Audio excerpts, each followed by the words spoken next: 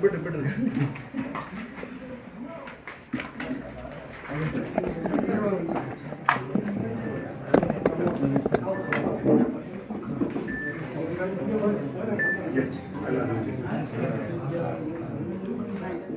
ಸರ್ಕಾರ ನಮಗೆ ಬೆಳಗಾವಿ ನಗರದ ಕಾನೂನು ಸುವ್ಯವಸ್ಥೆ DCP ಅಂತೇಳಿ ಆದೇಶ ಮಾಡಿದಂದಾಗ ಇವಾಗ ನಾನು ಒಂದು ಪ್ರಭಾವ ವಹಿಸ್ಕೊಂಡಿದ್ದೀನಿ.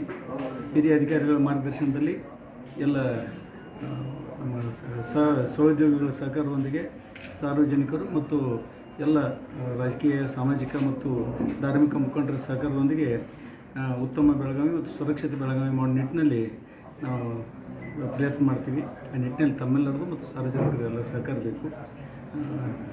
ಶಾಂತಿ ಮತ್ತು ಸುವ್ಯವಸ್ಥೆ ಕಾಪಾಡುವಲ್ಲಿ ಎಲ್ಲರ ಸಹಕಾರವನ್ನು ಈ ಮೂಲಕ ಕೋರ್ತಾ ಇದ್ದೀನಿ.